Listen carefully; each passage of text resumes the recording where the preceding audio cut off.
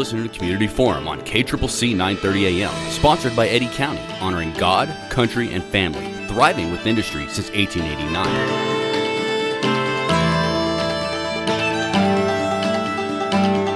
Thank you for listening to Community Forum. My name is Johnny Chandler. I'm the owner of KCCC 930 AM and the host of Community Forum. And with me today is Sky Soto. Sky Soto, what's your title again? So I'm the Director of Marketing and Publications here at SENMC. I did know that, but I wanted you to tell everybody. Okay. All right. And then so across the table from me, the main guest today, a very new employee here at Southeast New Mexico College, Frosso Seitaridou? That's correct. Okay, close enough? Very good. We call you Frosso. That's right. Okay, so Please do. And that's really cool. Actually, I like it. I walk around and be like, "Oh, did you see Frosso?" I really like that nickname. But why don't you tell us who you are and your position here at SENMC? Yes. So good afternoon, everybody. My name is Frosso Seitaridou. I'm the Vice President of Academic Affairs at Southeast New Mexico College, and I've been here since July 1st. Okay. So. Thank you. We're glad that you're here. It's been great. Sky's got a list of questions. Before we get into that, I do want to ask about your accent. Let's just get that out of the right away. Obviously, you're not from Carlsbad. I'm not from Carlsbad. Or New Mexico, for that matter. Or New Mexico. Right. Or the United States. Right. I was born and raised in Greece. I came to the United States when I finished high school to start my undergraduate education. And I've been to the United States since 1998. Oh, okay. So I'm kind of giving my age away, but that's all right. Well, I'll give my age away as well. I graduated high school in 1998. Hey, there you go. We're the same age. In New Mexico and Clovis, but that's all right. Not quite as cool as Greece. All right, so thank you for that. You speak incredible English. Oh, so thank real you. quick, did you learn English from the very beginning when you were younger, or is this something you picked up a little later in life? So English is a language that most Greek kids learn to speak starting from maybe elementary school, like 3rd, 4th grade. But you don't really learn a language until you actually go to the place where they speak the language. That's true. So even though I had classes for quite a few years before I came to the United States, I cannot possibly say that I knew English before I came to the United States. So I picked it up along the way. Right. So before I hand it over to Sky, who's going to run most of the interview, you are here as our guest in honor of Women's History Month, right? I appreciate the invitation. Right. So Sky, take it away. So, Frosso, what inspired you to pursue your career, and what do you enjoy about it the most? Well, thank you for that question. Before I became the Vice President of Academic Affairs here, I was actually a professor of physics at Oxford College of Emory University. Wow. And so I love physics. I could talk about physics all day long. It's one of the things that defines me in a way. So why do I like physics? The thing about physics is that, yes, I understand the common answer is that it explains everything around us. It shows us how the universe works. It describes not only how little things work, like when we talk about electrons and protons and quantum physics, but it also explains how big things work, like the universe and the Big Bang and the beginning of time. But you know how some people say that there is this separation between the sciences and the humanities? I don't see it like that at all. For me, physics is very human because it shows us what the human brain is capable of doing and capable of learning and capable of describing. It was really through physics that I saw what humans are capable of. And so to me, physics is very inspiring. It's something that keeps me honest and keeps me motivated. And it's something that I can always go back and feel like I'm still learning something new. That's awesome. So when you decided to go into the career of physics, like what moment in time inspired you? Like when did that light bulb go off of, I want to go into physics, like this is my thing? Yes. So I remember the day. I remember where I was sitting, my friends around me. It was actually during high school. I had an incredible physics teacher. And the thing that I remember about that day is that he was describing a very difficult concept, which I can tell you, it was about angular momentum. And I felt like back then that concept was so abstract, and I had a very hard time grasping it. And I remember going home and thinking about it. And then the next day, I went to school and I was talking to some of my friends. And then we started talking about that concept, and then we were helping each other out, and then eventually we figured it out. And I remember thinking that moment, I was thinking, how can it be that something that seems so abstract, yet the three of us sat down together and we figured it out? And how amazing is it that our brain was capable of understanding something, which to me at that point seemed like the most difficult thing I had ever heard, right? And so I was like, we figured it out. And this is just amazing that our brain was able to do this. And so I felt like this is the moment where I have to understand more about physics, because I felt like I was understanding more about myself. That's awesome. And how did you get in the field you're working in right now? As a vice president of academic affairs? Yes. All right. So I was working at Oxford College of Emory University before. Oxford College is also a 2-year school. So students who graduate from Oxford College, they move on to Emory University to finish their education. And I was teaching physics there for first and second year students. And I enjoyed it very much. And I was also thinking about students, not just as they are in my classroom and how they're learning physics, but also how I can help them and support them in their career choices and in their educational trajectories. And so then when I started thinking about that, I realized that I can make contributions and I can help the students who are in my classroom. But I was always thinking about how can I make this work at a bigger scale? How can I do whatever I can do to help students outside my classroom also? And so then I started thinking about places where I feel like I could make a difference.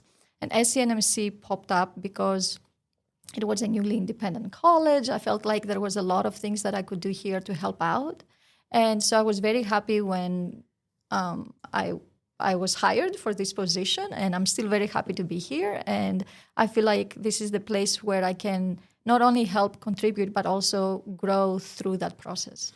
Sky, let me ask a question on that real quick. So are you still teaching physics at all? Are you an adjunct professor? Are you doing any physics teaching at all? I'm not teaching physics right now. Can you tell that I'm missing it a little bit? I mean, that's where I was going. I was like, I mean, this job it's a bigger job. There's a bigger picture here when it comes to higher education, which I think is great. But like, how do you feel about not teaching physics? Well, even though I'm not teaching it, I'm always going back to it, right? In my free time, I look at physics books. I like anything that has to do with physics in terms of reading articles. Physics Today, it's a magazine I totally recommend to everybody who's interested in physics. So I always go back to it. I write a little bit on the side, like science writing. So it's something that I find comfort in. And what are some challenges you faced as a woman in your career? I know that physics is a really male-dominated and STEM field. So what are some challenges you faced? Yeah, it's one of those things where representation matters, right? When I was growing up in Greece, I never really thought that it was such a male-dominated field. It was part of my cultural shock, I think, when I came to the United States and I saw how physics is perceived as a discipline where men mostly go to. So I did not really have, that was actually an advantage in the way I think about it, because I was never really, growing up, I was never really part of a system where I felt like, oh, this is not something that I should explore. It seemed like a field like any other field where I could go regardless of whether I was, a man or a woman. Now, when I went to graduate school, I went to an all-women's college as an undergraduate student. So the bubble continued until I went to graduate school, where I realized, only 25% of the graduate students at my school were female. And that was challenging because you felt like you really had to be able to represent in a way. But it was also, in a way, kind of liberating too, because I felt like, well, I can try and take risks. And if they don't pan out, I can say, well, I've tried and this is what happened. And I was just very happy to be able to do that. I also had an advisor who was very supportive of having women in his laboratory. And so that felt like a very a good environment for me to grow as a scientist. Do you have a theory at all as to why it seems to be difficult to get more women into STEM fields? I mean, since you lived it and you've grown up as your career in it, Like, why does that still seem to be such an issue when there is a lot of focus on getting young women into STEM? I mean, like a push on purpose, which is good, which is what we need. So, but as somebody who's been in it, do you have a theory? I can only speculate based on my experiences. I think a lot of it is stereotyping, of course. It's seen as a field that because there aren't currently a lot of women in it, that women do not want to go in because, again, representation matters. I also think that it's a field that is considered difficult, and it's not. I don't know. I read the title of one of the books you co-authored, and I think it's already difficult just reading the title. I'm so sorry to hear that. But it really is not. It's not any. Let me put it this way: it's not any more difficult than any other field, right? I just think it's something that requires perseverance, and it requires you to feel confident in your skills. And sometimes, as women, I do not want to stereotype, but there is always a little doubt about, am I good enough? Can I really do this? And I think it's that self-doubt that keeps you back, holds you back from actually going and exploring a STEM-related field. I think there is a lot that the world is missing out by not having more women in science. And I'm happy to be part of it, but I'm also, as you said, I feel a little saddened by the fact that there are not more women in it. Right. Well, you're in a prime position to try to fix that solution here. Yeah, anything you want me to do that has to do with growing physics, engineering, STEM programs, please let me know. I'm in. All right, I've got a couple of connections for you. I'll make sure you get them. Absolutely. All right, Sky, keep us going. Yeah, so what would you tell other women and girls that are interested in your field? I would say do not give up, keep trying. If this is something that you really enjoy doing, and there are many things that you can do in physics that you can enjoy doing, right? There are many different specialties. As I said, you can study the stars, but you can also study the microcosm, right? My concentration is actually in biophysics. So if you're interested in biology and the physical properties of biological systems, you can go into physics. If you're interested in physics education, how to teach physics, you can go into physics.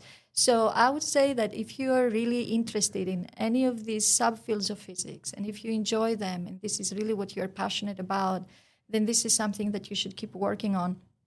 And there are many women who can help you get there. One thing that I found extraordinary about women in physics and women in general is that we want to support each other, and we want to help get everybody to where they want to be. We want everybody to be successful. Sky, before you get into this next question, I wanted to ask Frosso, I'm very interested in other cultures, right? So in Greece, do they have a Women's History Month in Greece? Not that I know of. Okay. At least I don't think I had known of one growing up. Sure. Maybe this is something that has been added recently. I don't know. But I preface that I asked you that question because Sky's going to ask the next question, because this is something that maybe you haven't grown up with. So it's very interesting. Go ahead. Mm-hmm. So what does Women's History Month mean to you? Well, Women's History Month, what it means to me is it shows that women have choices and options, right?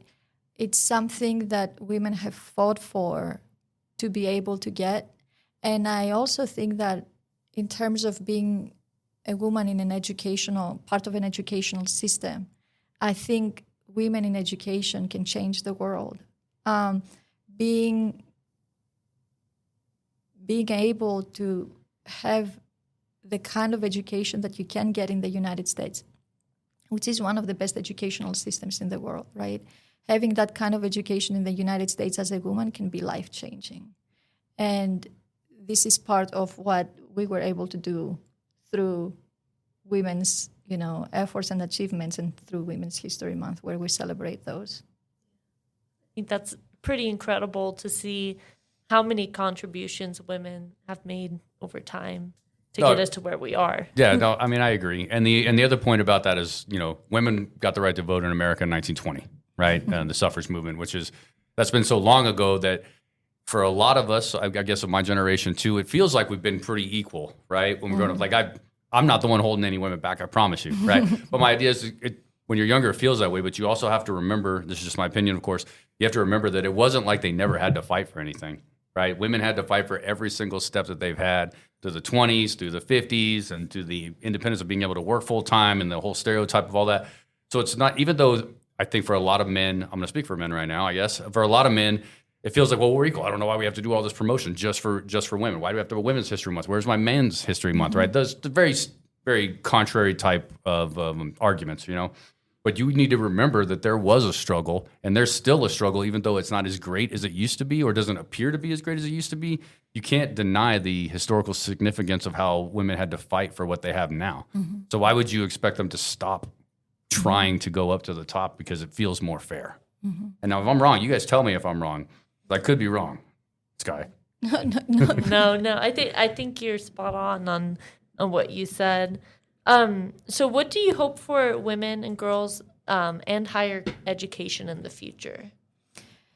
I hope that they would take advantage of any opportunity that comes their way. One of the things that I'm very grateful about is the number of doors that I saw open up for me just by being part of an educational system when I came here as an undergraduate student.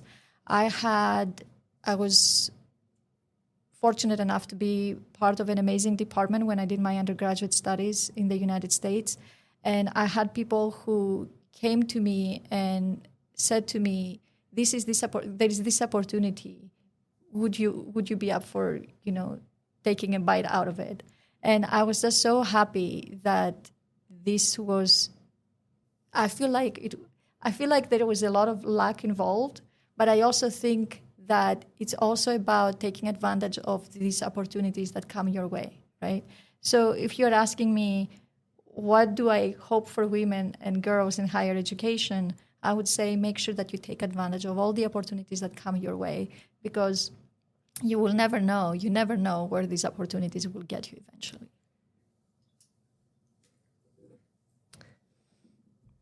So what is your approach to mentoring young students or, young girls in general?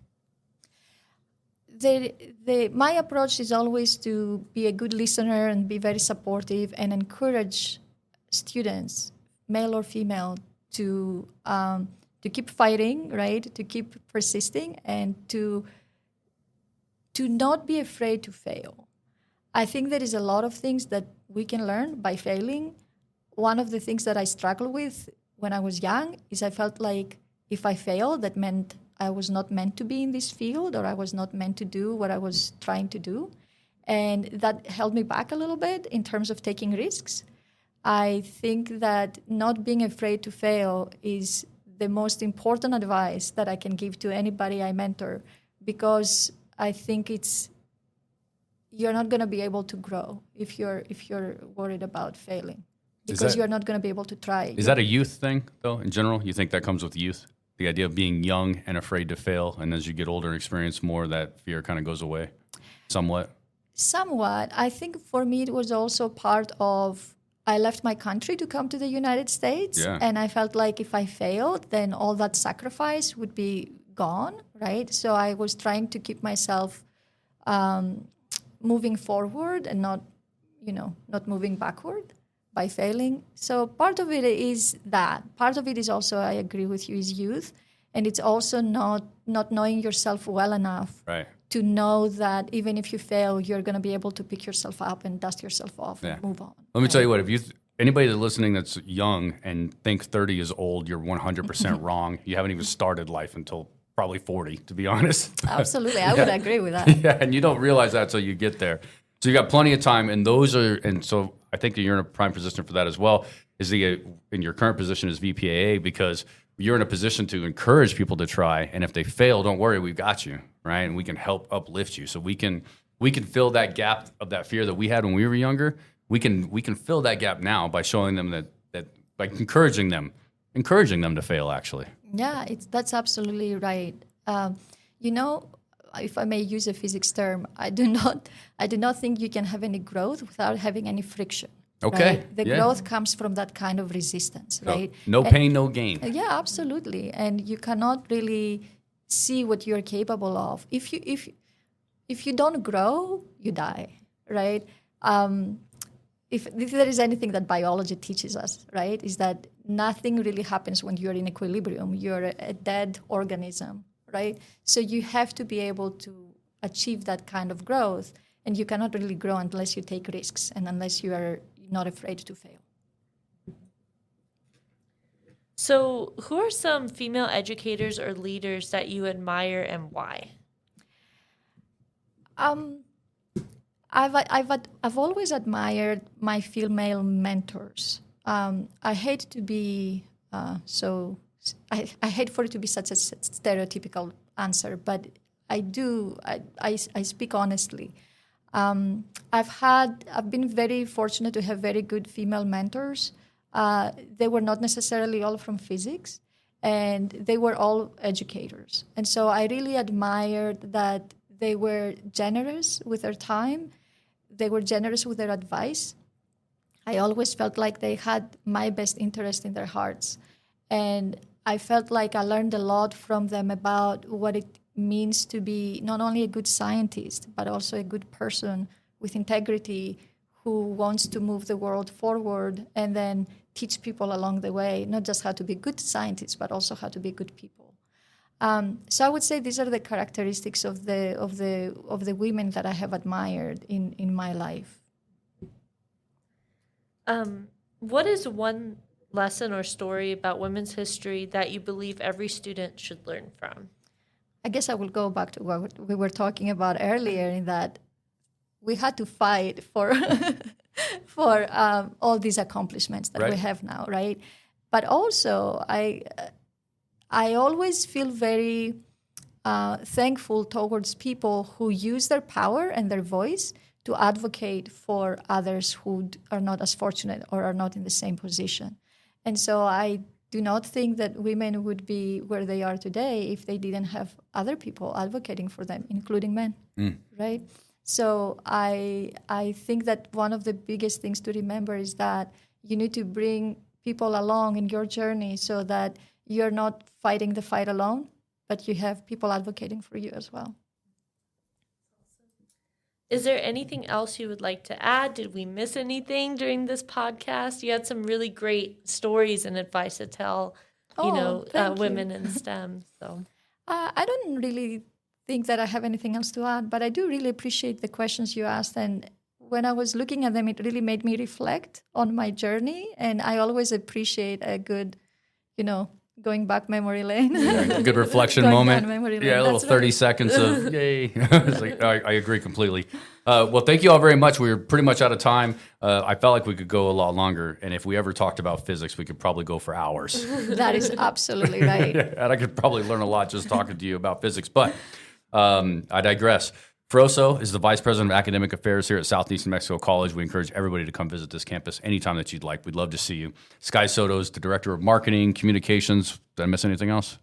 No. Okay. I was like, she wears so many hats that I wanted to make sure I got them all. And as you know, my name is Johnny Chandler here with KCCC 930 AM. Thank you both very much. Have a wonderful day. Thank you for the invitation. You're listening to Community Forum on KCCC 930 AM, sponsored by Eddy County, honoring God, country, and family, thriving with industry since 1889.